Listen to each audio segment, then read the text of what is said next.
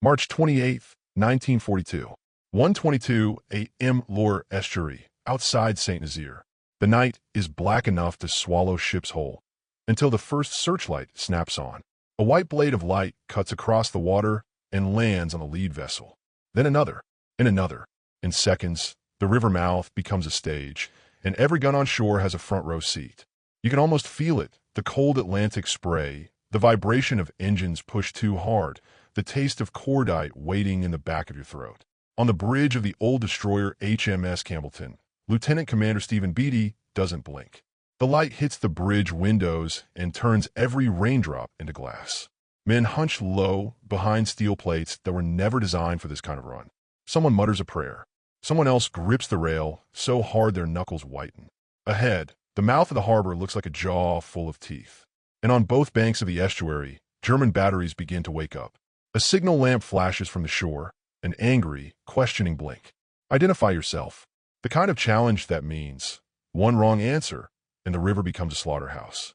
Not far off, skimming in the darkness, Commander Robert Ryder watches from his small craft, the command ship of the raid, knowing this is the moment where everything can unravel. His force is a thin line of motor launches and gunboats, shepherding one ancient destroyer dressed up like a lie. If the Germans realize what they're looking at, it's over in minutes. A reply flashes back, coded words lifted from German procedure, confidence performed with a steady hand. For a heartbeat, it works. Confusion buys them seconds. Seconds become distance. But not enough. A shore battery fires a probing burst. Orange streaks arcing low over the water. Splashes punch the river like fists. Then the second burst comes in tighter, closer, like the gunners are dialing in a number. Beatty turns his head just slightly, listening, reading the rhythm of incoming fire the way a sailor reads weather. Keep her coming. The Campbellton surges forward, her bow throwing spray into the searchlights. She's been stripped down and altered for this. Too old, too expendable. Her profile changed, painted, cut, and disguised, anything to get her close enough to do one thing. Ram a dock gate. Not a ship, not a convoy, a gate. Because deep inside St. Nazaire sits the Normandy dock, a dry dock so massive it's the only one on the Atlantic coast capable of taking a monster like the battleship Tirpitz if she ever breaks into the ocean. Take away that dock, and suddenly the Atlantic becomes a cage again. The destroyer's bow isn't just steel tonight. It's a bomb. Hidden under metal and concrete is more than 4 tons of high explosive, packed and sealed so thoroughly that even a close inspection might miss it. The plan is brutally simple. Get the ship in, lock into the target like a knife, let the commandos tear the place apart. Then let time do the rest. At 1:28, with the dock gates now less than a mile ahead, Beatty makes the last deception meaningless. He gives the order. The German ensign comes down. The white ensign goes up. It's like striking a match in a powder room. German guns open fully now, every caliber, every angle. The air becomes a tearing fabric of tracer rounds. The river around Campbellton erupts in tall, hard splashes. Metal screams when it's hit. The sound is ugly and close. A man on the bridge goes down, and someone else steps into his place without thinking, because there's no time to grieve and no room to hesitate. Beatty pushes the ship harder. 19 knots. Fast for a destroyer, insane for a destroyer, being skinned alive. The small craft alongside him are taking hits too. Motor launches buckle and burn. In their wakes are men in cold water, flares lighting their faces like brief, horrified portraits. But the destroyer keeps coming. The harbor defenses loom closer. Nets, booms, obstacles meant to stop torpedoes and intruders. The Campbellton hits the anti-torpedo, netting and tears through it like a desperate animal. The Old Mole, a breakwater lined with German guns, slides past on the left, so close Beatty can almost count the helmets behind the parapets. He doesn't look at them. He looks through them. The dock gates are dead ahead now, a black shape in the glare. 3 minutes behind schedule. 3 minutes that feel like 3 years. Beatty's helmsman is killed. Another man takes the wheel. That man is wounded. Another replaces him. The bridge is a carousel of blood and duty. And then the destroyer lunges. At 1:34 a.m., HMS Campbellton slams into the Normandy dock southgate with a force that shudders through every bolt and rib of her hull. The impact is so violent that steel groans like an injured beast. The ship rides up and over, crushing part of her own bow, driving herself into the gate and locking in place, 30 feet onto the structure like she was fired from a gun. For half a second, there's a strange stillness, as if even the Germans need a moment to understand what they've just seen. Then the sound comes back, gunfire, shouting alarms. The commandos surge forward. Gangplanks crash down. Boots hit metal. Men pour out into the kill zone, carrying demolition charges, rifles, Sten guns, faces tight, eyes bright with adrenaline. They're here to destroy the pumping machinery, the winding gear, anything that makes this dock function. They move like men who know the map, and also like men who know they might never see the sea again. Behind them, Campbellton sits nose first in the gate, looking for all the world like a ship that has simply blundered into disaster. But inside her bow, time is already ticking, and the Germans, furious, curious, disbelieving, begin to gather, because the destroyer is still there, intact enough to climb, close enough to inspect, and in a few hours, officers will step onto her deck to see what kind of fools would ram a ship into a dock gate, without realizing they are walking onto a delayed fuse. Boots hit steel, then concrete. The commandos spill off Campbellton in a rush of breath and motion, low silhouettes against the dock lights, rifles tight to chests, packs clinking with charges and tools. The first gunfire on the quayside isn't a single crack, it's a wall. Tracers whip across open ground and stitch the air above their heads, forcing bodies flatter, forcing men to crawl the last yards on elbows and knees. Somewhere behind them, on the wrecked bridge of the destroyer, sailors are still trying to make the ship harder to move, breaking gear, wrecking what they can, denying the Germans an easy tow. But on the dockside, Lieutenant Colonel Augustus Charles Newman is already pushing the next phase forward. His men, number 2 Commando, are split into assault teams and demolition parties, each with a precise target in the maze of cranes, sheds, and machinery around the Normandy dock. They don't move like tourists in a strange port. They move like men who have rehearsed this in the dark so many times they can do it half dead. In the gloom, you catch strange, flickering points of blue, tiny shaded lamps. The commandos are using blue flashlights, and some have white-painted straps that glint just enough to keep teams together without giving away the whole raid. Passwords are sharp, clipped, almost absurd in the gunfire. War Weapons Week. The reply, Weymouth. Newman chose it for a reason. Let a German try to say it fast under pressure, and you'll hear the difference. The dock is a machine, and the British are here to kill its vital organs. One team breaks toward a pump house, 3 stories of concrete and steel that controls the flood and drain of the dock. Another moves for the winding house that works the gates. Another fans out to hit secondary targets, searchlights, gun positions, anything that can blind or pin the boats trying to get men out. A few commandos, in a small detail that feels almost impossible in this chaos, have even clung to tradition. Captain Donald Roy leads some of his Scots wearing their kilts beneath webbing and kit, a flash of old identity in a modern killing ground. And it's already going wrong, because the little boats, those thin-skinned motor launches meant to land more men and then extract everyone, are arriving into a harbor that's fully awake. Mahogany hulls, exposed fuel tanks, crewmen standing at open deck guns with nowhere to hide. German fire finds them like a magnet. On the river, launches begin to burn, bright orange patches drifting in the black water, leaving oily trails. Wounded men shout for help over the engine noise.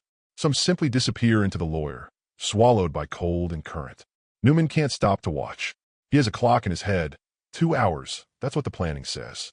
Get in, wreck the machinery, get back to the boats. So he drives his teams forward, deeper into the port. At the pump house, Lieutenant Stuart Chant forces his way inside with his demolition team under covering fire. Chant has already been hit, wounded during the run-in, then hit again during the assault. It doesn't stop him. He moves with the stubborn focus of a man who knows his job is bigger than his body. Inside, it's a different kind of terror. The pump house is all hard edges and echoing corridors, metal stairs, narrow landings, machinery that looms in the dark like a giant animal's ribs. Training takes over.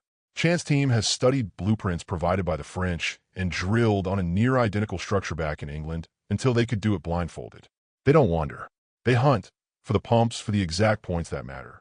Chant and his men plant about 40 pounds of explosives directly on the massive pump systems. Hands shake, not from fear, but from urgency. Outside, you can hear the fight continuing like thunder behind a wall. Then comes the most terrifying part, the fuse. 90 seconds. That's not a countdown you wait through. That's a sprint through corridors and stairs with your mind screaming at you to go faster than your lungs will allow. Chant, bleeding, shrapnel in him, still gets his team moving. They limp up the stairwell, boots clanging, breath ragged, and burst out just moments before the pump house erupts into rubble behind them. Almost at the same time, another team hits the north winding house, the machinery that controls the internal north gates. Major Bill Copeland commands that effort, with Lieutenant Curran Purdon leading the assault. They breach, plant charges, and turn the room into a collapsing storm of dust and twisted metal. It's working. In minutes, the essential equipment that makes the Normandy dock function is being smashed beyond quick repair. Pump houses, winding gear, the heartbeats of an industrial giant. But the harbor is tightening like a fist. German reinforcements begin to arrive in a more coordinated flow. Gunfire becomes disciplined. Angles that were blind a moment ago are now covered. The port's defenders stop reacting and start hunting. And then the worst realization hits, quietly like ice water down the spine. The extraction point. The Old Mole Pier is supposed to be the lifeline. The place where commandos run back, jump onto motor launches, and vanish into the night. But the launches that were meant to secure it are gone. Sunk, burning, driven off. Only fragments make it through, and even those are being cut apart. Of the boats assigned to take men out from that pier, all but one are destroyed or reduced to flames before they could do the job. On the quayside, under the hard glare of dock lights, the Old Mole becomes a killing zone. German defenders hold pillbox positions that refuse to die. Commandos dash forward, fire, throw grenades, fall back, try again. The air is a blur of sparks and ricochets. Newman pulls men back toward a temporary command post. Faces smeared with soot, hands trembling with exhaustion, ammo already running low. And for the first time, the raid feels like it might end, not in escape, but in a slow, brutal closing of doors. Newman looks at Copeland, whose entire team is wounded now, and, in the blunt language of a man staring at the edge, he asks, "Shall we call it a day?" Copeland doesn't hesitate. "Certainly not, Colonel. We'll fight our way out." Outside, the gunfire shifts again, closer now. German voices multiply in the dark. And somewhere behind the fighting, on the wreck of Campbellton, German troops begin to gather with a different kind of interest. Curiosity. They think the danger has passed. They think the ship is just a broken trophy wedged into their gate. And the commandos, cut off from the sea, prepare to do the only thing left. Run into the town and try to escape a fortress on foot. The Old Mole is supposed to be salvation. Instead, it's a funnel. A long, exposed strip of concrete where every German gun now seems to have found its mark. The dock lights glare down like interrogation lamps, turning the commandos into moving silhouettes. Easy to track, easy to cut down. Smoke hangs in layers, catching the light in dirty ribbons. Shouts bounce off metal. Somewhere a motor launch engine screams at full throttle, then coughs, stutters, and dies. Lieutenant Colonel A.C. Newman looks out at the pier and sees the truth forming in front of him. Boat after boat, either burning, drifting, or simply not there. The men who are still alive are running out of ammunition. And time. Newman's voice, when he gives orders, is hard and controlled, like he's forcing calm into existence. Small groups are pulled back from the mole, slipping into shadows between warehouses, pressing flat against walls when machine gun bursts rake the open ground. Officers shout names. NCOs count heads. A few men don't answer when called, and no one has the breath to ask where they went. You can almost feel the moment the raid turns. Not a single dramatic explosion, just the quiet, sinking realization that the exit has disappeared. A commando team sprints across a patch of open ground, boots slapping wet concrete. A burst of fire sweeps the line. One man spins down. Another stumbles, drags him by webbing straps, teeth clenched, face twisted with strain. They reach cover behind a low wall, chest heaving, eyes wide. Behind them, another launch is hit and blooms in a fire like a paper lantern. Newman gathers what he can, men with Sten guns, rifles, a few wounded who can still walk. The plan on paper is dead now, so the plan becomes something older and uglier. Improvisation. Escape on foot. In the distance, beyond the port, the town of St. Nazaire sits under blackout rules. Streets dark, windows shuttered, alleys narrow. It's a place built for traps. If they can reach the countryside, there's a chance, small, brutal, but real. The French resistance is supposed to exist like a rumor, safe houses like whispers. But right now, the commandos have only what they can carry, and the Germans have the entire city. Newman's groups begin moving inland. Not in one wave, too obvious. In scattered knots of men, slipping through gaps in fences, ducking through doorways, crossing streets one at a time. Every corner feels like a question. Is that shadow a doorway or a rifle barrel? A German vehicle grinds somewhere nearby, gears whining, the clatter of boots following. The port is still fighting, but the rest of the town is waking up. Alarms, whistles, voices carrying orders. You hear it in the way the night changes. Fewer random shots, more disciplined movement. The defenders are becoming hunters. At the same time, out on the river, Commander Robert Ryder is making his own terrible calculations. He can't see every street fight, every sprint and fall. He sees burning launches and the silhouette of the port lit by gunfire. His naval force has taken a mauling. He still has a few craft that can move, a few that can still shoot. But if he stays too long, he risks losing everything. Every boat, every crew, every chance of anyone returning to England with the story of what happened here. The extraction is collapsing, and Ryder has to decide whether to gamble what's left of the flotilla for men who may already be trapped inside the town. It's the kind of decision that weighs heavier than steel. He gives orders to withdraw what he can. Some craft pull away under fire, engines straining, wakes cutting black water. Men on deck fire back at muzzle flashes on shore. A few boats sweep past the old mole, trying to snatch survivors, but the approach is a killing.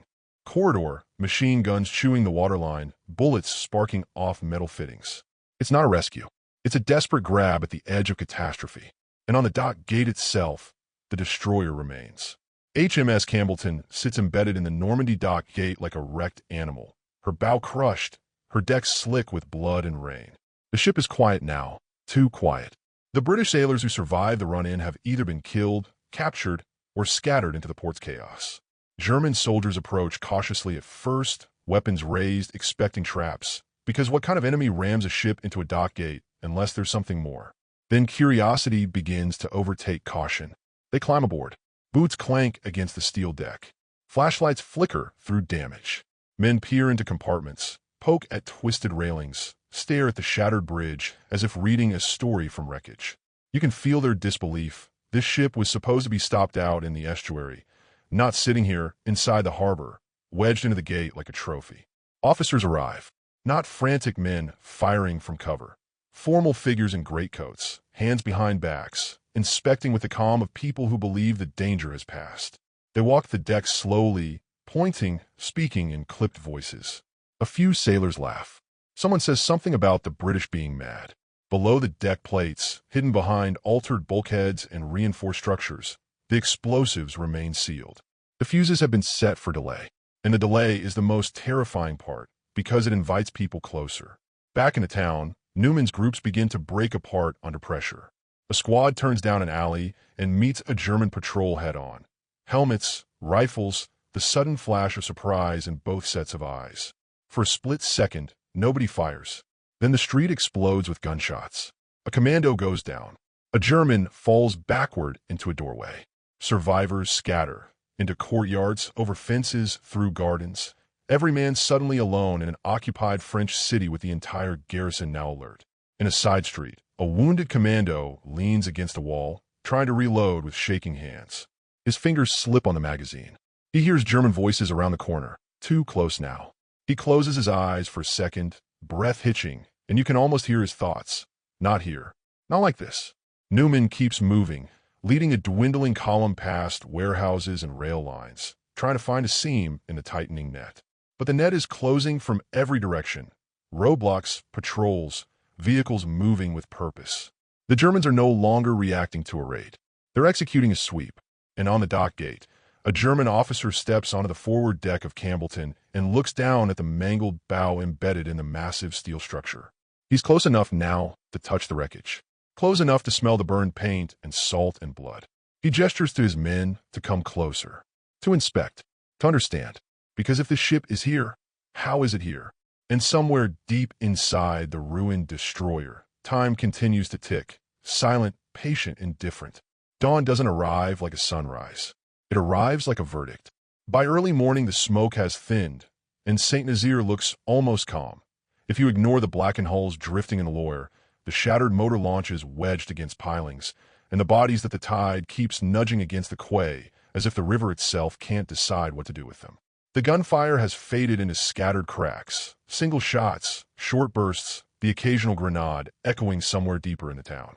Not the roar of battle anymore. The sound of sweep.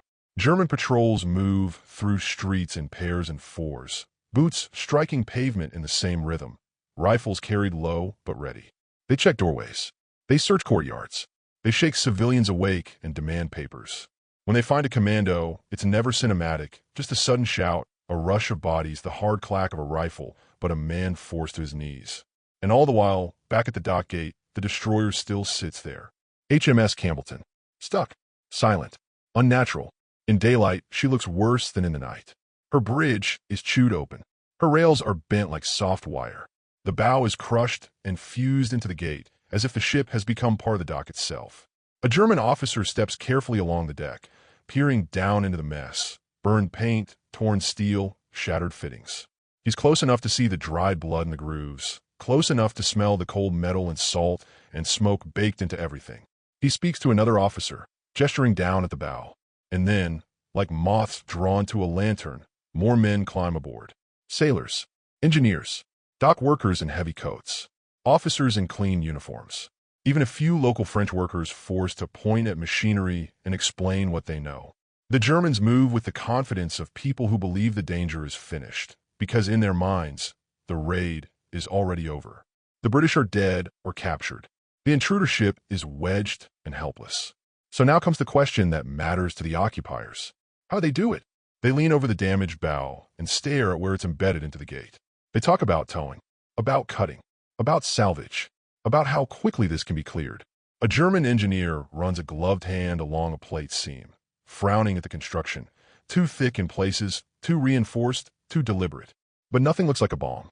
That's the genius of it. The explosives aren't sitting in open crates with obvious wiring.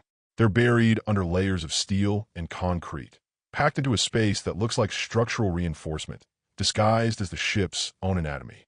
The firing mechanism is hidden, patient, and already set.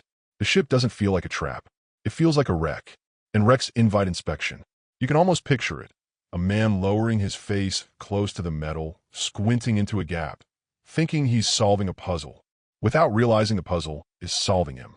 Somewhere in the port, German guards are herding prisoners, British sailors and commandos, into lines.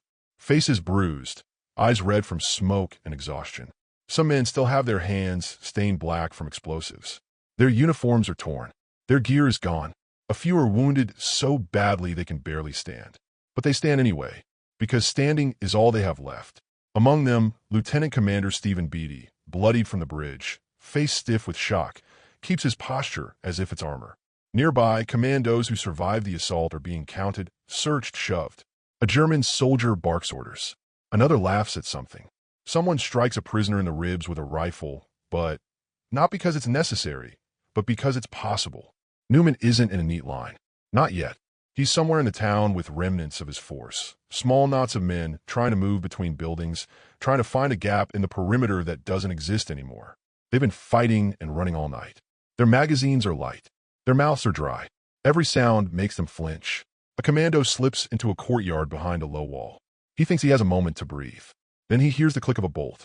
A German patrol stands at the alley entrance, rifles raised, faces hard with certainty. The commando freezes, and you can feel the distance between them shrink to nothing. One wrong movement, and the air fills with bullets. He raises his hands slowly, hating the motion, hating the helplessness more than the fear. Across town, another small group tries to slip past a roadblock. A truck sits sideways, headlights off, men with helmets clustered around it like stones. The commandos wait in a doorway, breathing shallow, hoping the patrol passes. It doesn't. The German soldier turns his head at the wrong time, sees a boot, a shadow, something that doesn't belong. All, and the street erupts. The commandos fire first, short, brutal bursts. The Germans hit the ground, return fire immediately, bullets smashing brick into dust. A commando drops, clutching his stomach. Another drags him behind cover and realizes the wound is fatal by the way the man's hands shake. No heroic speech, just a man staring at his friend, realizing he can't carry him, can't save him, can't even stay. So he runs. By mid-morning, the raid has transformed into something colder, a ledger. Who got out? Who is dead? Who is trapped? and who is about to die without even knowing it. Back at the dock gate, the Germans keep coming aboard the destroyer. They bring more officers now, men important enough to be curious, men who want to see the prize up close. Some pose for photographs. Some point at the smashed bow and talk about British desperation like it's a joke. The destroyer sits under the pale sky, motionless. But inside her, time is pressing forward with mechanical certainty. A delay fuse doesn't tick like a clock you can hear. It ticks like fate. And as the morning deepens, the port begins to relax. The raid feels contained, controlled. The threat has passed. German officers stand on Campbellton's deck and talk louder now, more confident. A few men go below for a closer look. Someone pries at a panel. Someone else opens a hatch. They laugh again. And somewhere, deep behind steel and concrete, an invisible countdown reaches the thin edge where later becomes now. Because the plan was never to escape cleanly. The plan was to make the enemy gather around the wound, and then tear the wound open from the inside. On the dock gate, a cluster of German officers leans over the bow, peering into the crushed metal where the destroyer is fused to the structure. One of them points. Another steps closer, and in the heart of the ship, something finally reaches the end of its patience. March 28, 1942, 10:35 a.m. Normandy Dock, St. Nazaire. It doesn't begin with a warning. It begins with a sound that doesn't belong in the world, an enormous, tearing crack that seems to split the air itself. For a fraction of a second, nothing makes sense. Men on the dock gate flinch, eyes blinking against sunlight, brains trying to explain what they just heard. A few German sailors laugh nervously, the way people laugh when they don't yet understand they're already dead. Then the destroyer explodes. Not a neat blast, not a single fireball. A violent, internal detonation that turns steel into shrapnel and sends the forward half of HMS Campbellton erupting upward and outward like a trap snapping shut. The bow, embedded in the gate, becomes the center of a nightmare. A shockwave slams across the dock, smashing windows, flattening men, rattling cranes and railings as if the entire port has been punched by a giant fist. And the dock gate, the unbreakable gate, doesn't hold. Metal folds, concrete fractures, bolts shear. The structure that was meant to seal the Atlantic out of the dock is suddenly torn open, ruptured and mangled, the impact blasting debris across the quayside. The air fills with smoke so thick it looks solid, and through it comes the terrible sound of falling machinery and screaming. Men who were leaning over the bow are simply gone. Officers who were standing with hands behind backs, confident, curious, are thrown like dolls. Bodies hit the ground hard enough to break bone. Others don't hit the ground at all. They're carried by the blast into the water, into walls, into twisted metal. For a few breaths, the dock becomes a storm of fragments. Hot steel shards scythe through uniforms. Splinters of wood and ship plating spin like knives. The blast leaves behind a pressure in the ears, a muffled ringing that turns the world into a distant, underwater place. Then, through the ringing, reality returns in pieces. Shouts, orders, panic. A German medic runs toward the wreck and stops dead, as if his mind can't accept the scale of what he's seeing. Men stumble through smoke with faces cut open, hands held out in front of them like they're trying to feel their way through a dream. Some crawl, some don't move at all. And the destroyer, what's left of her, sits smashed and burning at the gate, no longer a trophy. A crime scene, a warning. Across the port, German soldiers stare in disbelief. A second earlier they thought the raid was over, the British humiliated, the harbor secure. Now the harbor has been hit again, harder than the first time, and it came from a ship they had been standing on. You can almost feel the shift in the German mood, like a temperature drop. Curiosity becomes rage. Confusion becomes the urgent need to punish someone, anyone, not far away, in holding areas and makeshift prisoner pens. Captured commandos and sailors hear the blast. It rolls through the town like thunder and shakes dust from beams. Men look up instinctively, eyes wide, because they understand what that sound means. It means the plan worked. It means the gate is done. It means the Normandy dock, the one place on the Atlantic coast that could shelter a beast like Tirpitz, has just been crippled. And it also means their captors are about to become dangerous in a new way. A British prisoner, face bruised, wrists bound, lets out a breath he didn't realize he was holding. Another man closes his eyes for a moment, as if he's trying to imagine the dock gate rupturing, the water rushing, the impossible becoming real. Somewhere among them, a commando whispers something that's half relief, half grief. Then we did it. But celebration is a luxury prisoners don't get. German guards begin shouting, louder now, harsher. Rifles are raised. Men are shoved into tighter groups. Someone is struck for looking the wrong direction. The explosion has humiliated the port command in front of their own men, and humiliation in war often demands payment. Back at the dock gate, the Germans scramble to assess the damage. The gate is wrecked. The dock's critical machinery has already been demolished overnight. And now the destroyer's explosion has turned the site into twisted ruin. The Normandy dock isn't just damaged, it's dead as a functional asset, at least for a long time. It won't be a quick repair. It won't be a patch job. It's the kind of wound that takes years to heal. The entire strategic point of the raid crystallizes right here in the smoke. If Tirpitz ever breaks into the Atlantic, she no longer has a safe place to dock and repair on the French coast. That changes how far she can roam, how boldly she can hunt, how much the Allies have to fear her shadow. And out at sea, far beyond the harbor's chaos, Commander Robert Ryder feels the day shift without seeing it directly. He's already pulling survivors away, counting what remains of his force, trying to keep the battered little craft alive on the run home. The coast is behind them now, a dark line in the distance. Then the explosion's echo reaches them over water, faint, delayed, but unmistakable. Men look back. Some point. Ryder doesn't celebrate. He can't. There are too many empty seats, too many missing boats, too many names that won't answer roll call. But he understands. The target has been hit. Not with bombs dropped from a safe altitude, not with artillery from miles away, but with a ship driven straight into the enemy's throat and turned into a delayed heart attack. And now comes the second half of the story, the part that doesn't fit neatly into victory reports. Because the raid isn't over for the men still on land. Inside St. Nazaire, the Germans begin locking down the city in earnest. Roadblocks multiply, patrols tighten, houses are searched, French civilians are questioned with growing brutality. Every alley becomes a checkpoint. Every bicycle rider becomes suspicious. The commandos who are still free, those scattered remnants who didn't die on a mole, who didn't get captured in the streets, are now fugitives in broad daylight. And there's another danger still waiting in the harbor. One more delayed surprise. Because not every explosive the British brought to St. Nazaire was hidden inside the destroyer's bow. And later, as German troops crowd around wrecked boats and captured equipment, another device, quietly, patiently, will remind them that the British didn't come here for a single blast. The blast leave a silence behind it that feels wrong. Not peace, never that. More like the stunned pause after a door has been kicked in. In the prisoner pen, men who can't see the dock still feel it. The ground trembles under their boots. Dust drifts from rafters. A few heads turn instinctively toward the sound, as if their bodies already know what their minds are still catching up to. A commando with a split lip exhales through his teeth, half laugh, half gasp. For a heartbeat, the prisoners aren't prisoners. They're witnesses. They understand what the Germans don't. Not yet. They understand that the destroyer wasn't just a ram. It was a delayed decision. And now that decision has been made.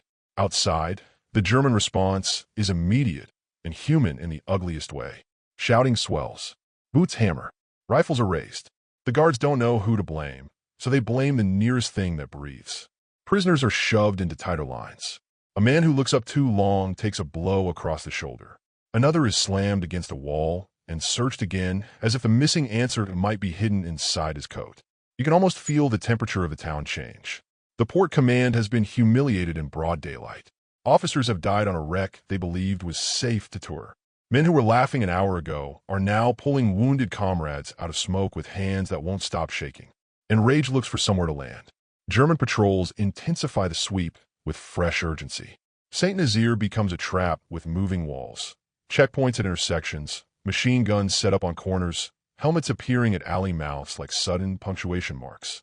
Any commando still loose is now being hunted not as a soldier, but as a personal insult. For the remnants still trying to slip away, it becomes a game with only one rule. Don't be seen. A pair of commandos crouch behind a garden wall, breathing shallow. A dog barks somewhere nearby, sharp, excited, and one of them freezes as if the bark has a name attached to it. Across the street, a German soldier pauses under a doorway, cigarette ember glowing briefly. The two commandos don't move. They don't blink. They wait for the ember to drift away. Sometimes the French help. Not dramatically, not with speeches. With a gesture. A door left unlatched. A cellar hatch nudged open. A whisper, Parla vite. A woman pressing a crust of bread into a shaking hand like she's feeding a ghost. But the city is full of German uniforms now, and every act of kindness risks a bullet. By afternoon, more prisoners are being collected. Men are marched with heads down through streets that smell of smoke and salt. Some have bandages already soaked through. Some limp with the stubborn rhythm of people refusing to give their captors the satisfaction of collapse. Among them are sailors from the little motor launches, wooden craft that went in like matchsticks thrown into a furnace. And in that part of the story, there's a name that keeps surfacing in the mouths of survivors: Sergeant Thomas Frank Durant. They talk about him the way people talk about a moment they can't quite believe was real. On the run-in, as German fire tore into the flotilla, Durant, an engineer by training, a soldier far from the glamour of a fighter ace, manned an exposed Lewis gun on a motor launch and kept firing when any sane person would have crawled into the deck and prayed. Shot again and again, he stayed upright, still firing, buying seconds for others to move, to land, to survive. There are no dramatic camera angles in real life. There is only a man refusing to stop.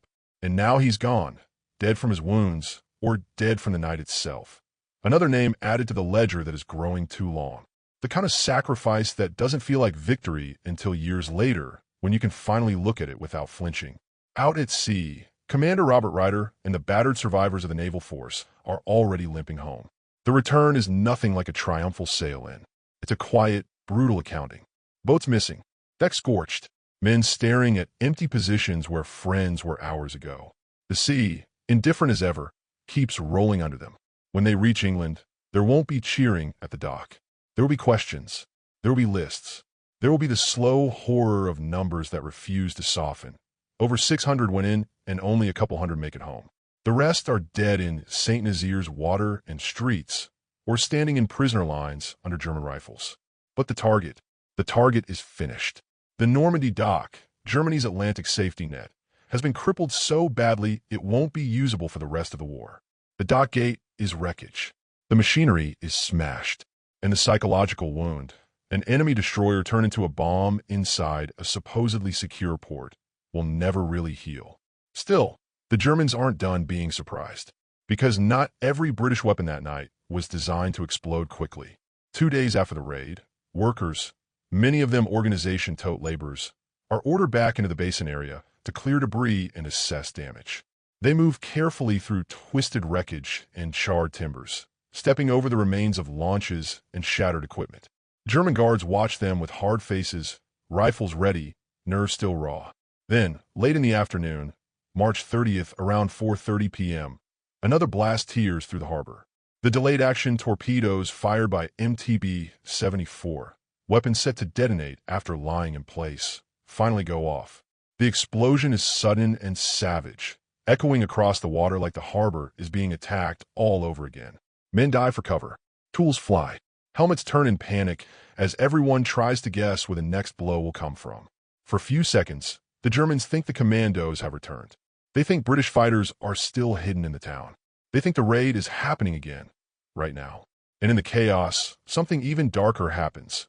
Guards on edge and terrified see khaki uniforms running, tote workers fleeing the blast, and mistake them for British commandos. Rifles crack. Men fall. Shouts turn into screams. Confusion becomes tragedy in the space between a trigger pull and a body hitting the ground. St. Nazaire doesn't just bleed from the raid. It bleeds from the fear the raid leaves behind. And as smoke rises again over the shattered dock, a German officer stares at the water with a new understanding settling in his eyes. This wasn't a battle. This was a message. And it says, very clearly, nowhere is safe. By the time the second blast's echo fades, St. Nazaire is no longer a port town. It's a locked room. German trucks grind through streets with their headlights hooded, stopping at corners like predators sniffing for movement. Roadblocks appear where there weren't any. Sandbags, oil drums, men with rifles and cold eyes. A soldier slams the butt of his weapon against the door until the latch gives. Another shouts at a family to step outside. French civilians stand in thin coats, arms raised, faces pinched with fear they're trying not to show. Because the raid didn't just destroy steel. It shattered confidence. And now the occupiers need to rebuild that confidence the only way they know how, by making people pay. In a courtyard near the harbor, prisoners are gathered in clusters. sailors from the launches, commandos with torn webbing, men still blackened from smoke. Some are so exhausted they can't keep their heads up. Others stare straight ahead, jaw clenched, refusing to let the Germans see anything soft in their faces. A guard walks the line, stopping to study each uniform like he's trying to identify a myth. A commando's hands are bound tight enough to turn his fingers purple. He flexes them anyway, just to remind himself they're still his. Not far away, German officers argue in short, furious bursts, voices sharp with humiliation. One keeps pointing toward the shattered dock gate, as if rage can rewind time. Another barks orders for a full sweep of the town. The words terrorists and bandits hang in the air, the kind of language that makes harsh decisions easier to justify. And then the prisoners are moved, marched, boots scuffing stone, the scrape of a wounded man's heel, the metallic clink of bayonets. They're pushed through streets where French faces appear behind shutters for half a second. Eyes wide, lips pressed tight, a glance that says everything without saying a word. We saw what you did. Some prisoners try to memorize routes instinctively. Left at the church, past the rail yard, like a map in the mind might become a way out. But St. Nazaire isn't a puzzle anymore. It's a fist. One commando turns his head as they pass an alleyway and sees a dark smear on the wall where a motor launch crewman died hours earlier. He doesn't know the name. He doesn't know the rank. He only knows it's British blood on occupied French stone. The line keeps moving, and as the day wears on, the Germans begin separating prisoners, sailors from commandos, officers from enlisted men. Interrogations start in offices that still smell faintly of tobacco and ink, as if paperwork should be possible on a day like this. Questions come fast. Who planned it? Who helped? How many are still hiding? The prisoners give names that don't exist, units that aren't real, answers shaped to waste time and protect the French civilians who might still be sheltering a fugitive in a cellar somewhere. Meanwhile, beyond the coast, far out in the cold, open water, Ryder's battered flotilla is dragging itself home. The sea is calmer than it has any right to be, rolling in long dark swells under a pale sky.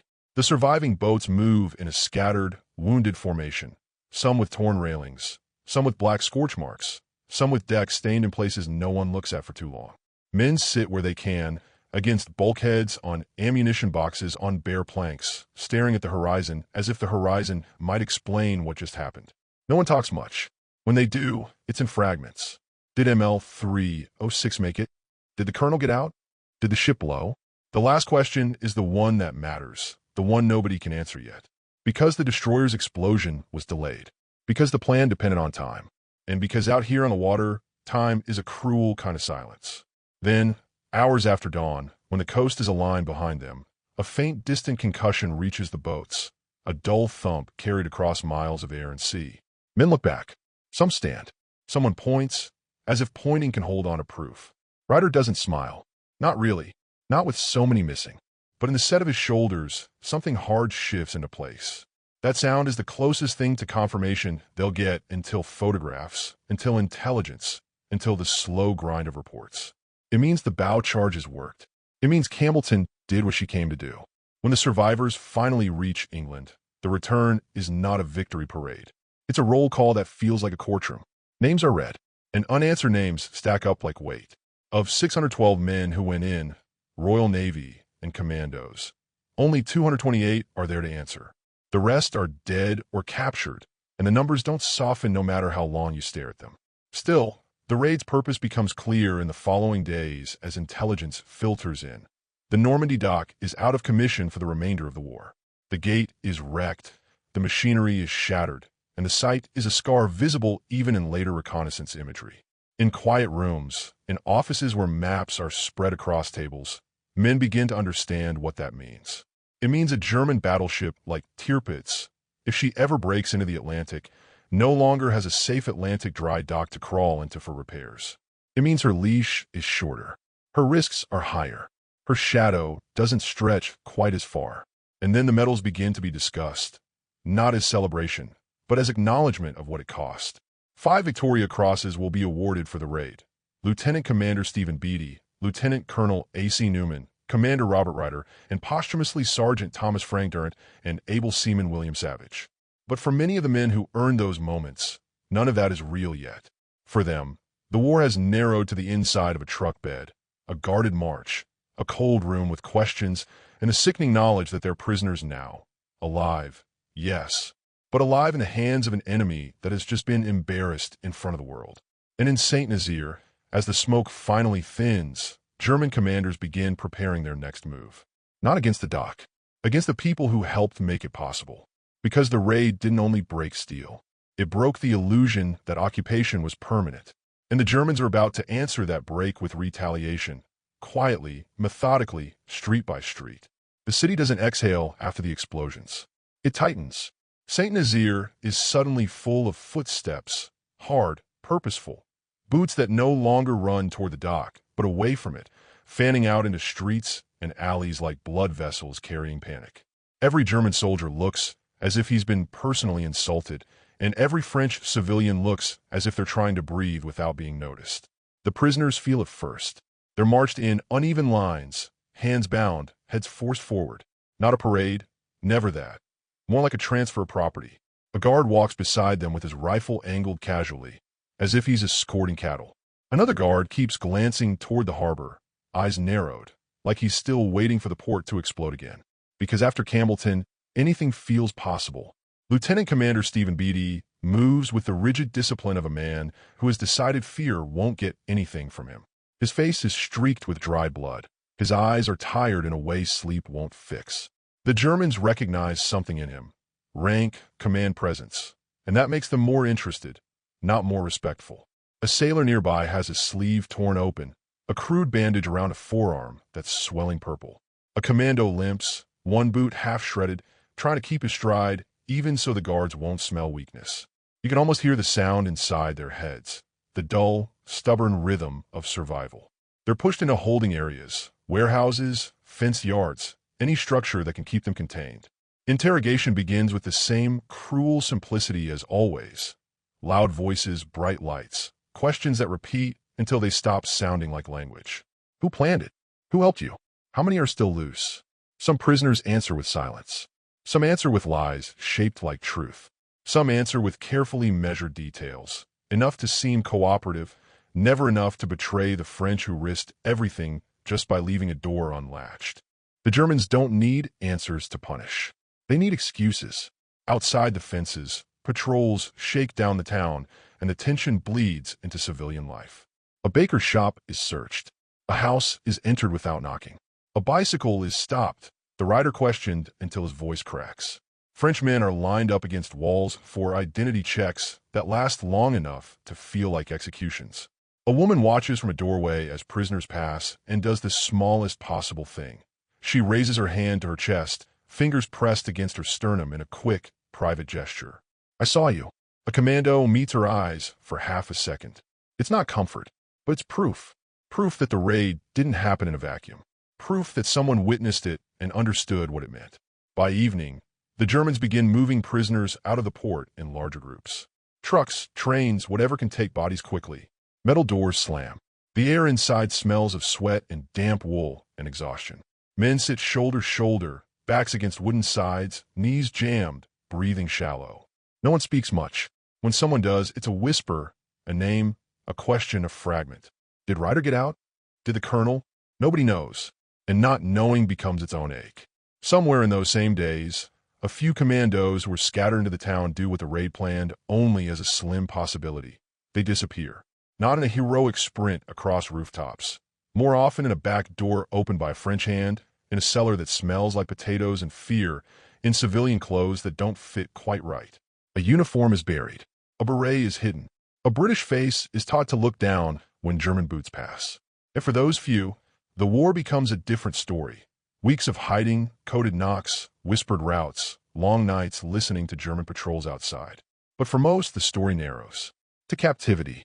To the slow, grinding reality of being alive in the hands of the enemy. In the camps, time becomes strange. Days lose their edges. Men count weeks by rumor and Red Cross parcels and the occasional scrap of news that drifts in like smoke. They trade cigarettes for extra bread. They trade jokes for sanity. They trade memories of home like currency. And in the middle of that, something stubborn survives.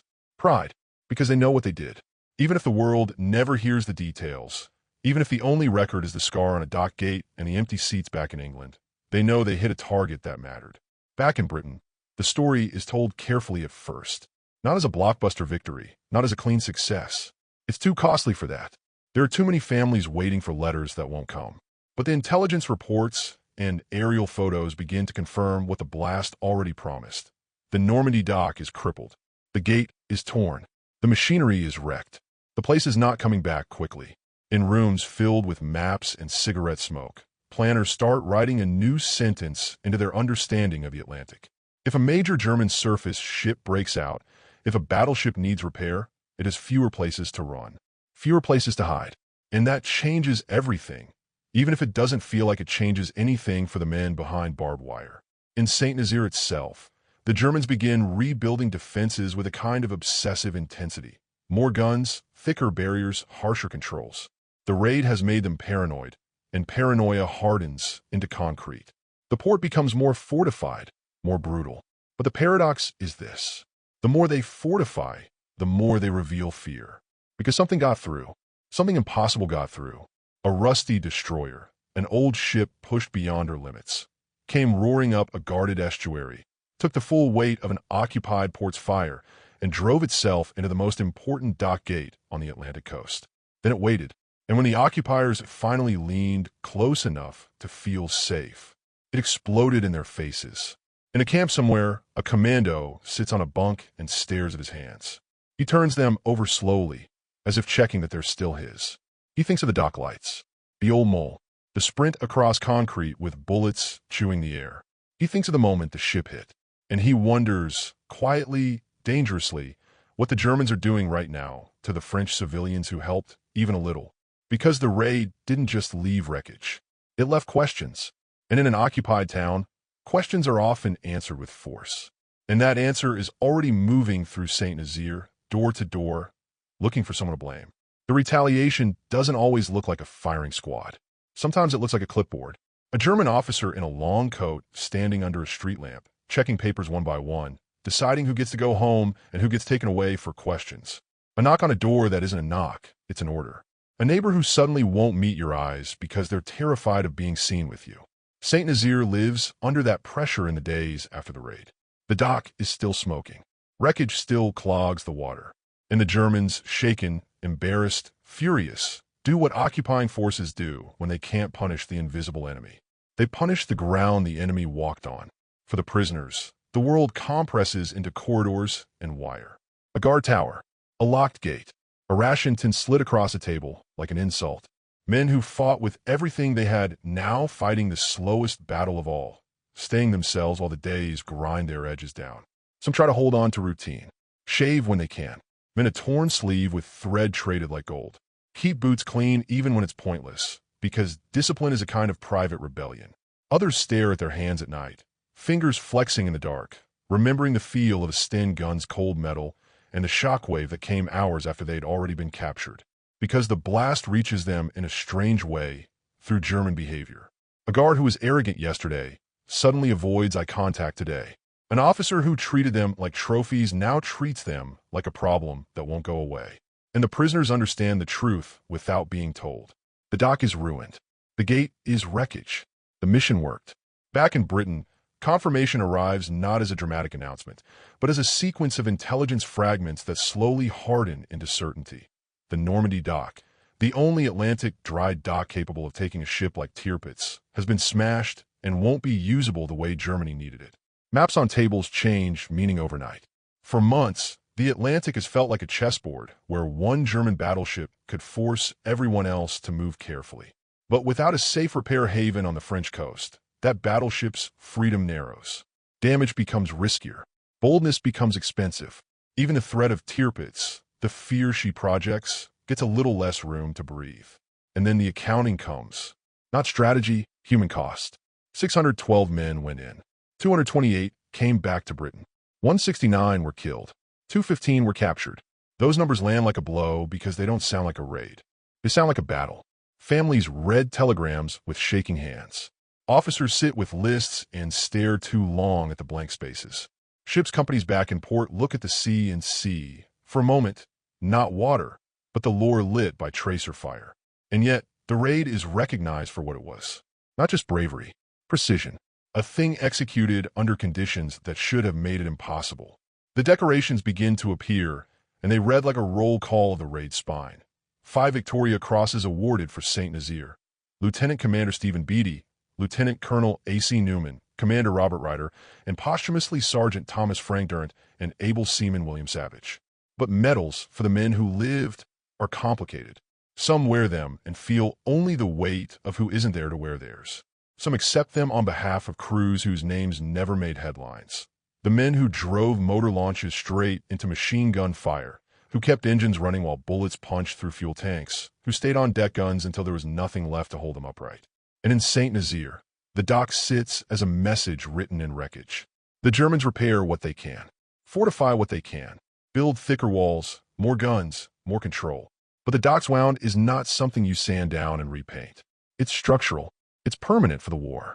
Years later, historians will argue the strategic ripples, how much it truly constrained German surface operations, how it shaped Allied confidence, how it fed the growing myth of the commandos. But standing in 1942, none of that is theoretical. It's immediate. It's men missing from mess decks. It's prisoners behind wire. It's a port that no longer feels safe, no matter how many sentries patrol it. And here's the strangest part.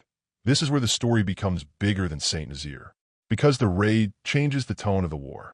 It proves something in a way no speech can prove it. That occupied Europe isn't untouchable.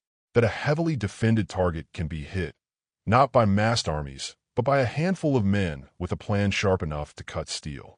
And it also proves something darker. That courage doesn't guarantee escape. A raid can succeed perfectly and still leave most of its raiders dead or captured. For the men in camps, that truth becomes a long, quiet companion. They replay the night in their heads like a film they can't shut off. The run-in under searchlights, the slam into the gate, the sprint across open concrete, the old mole turning into a trap.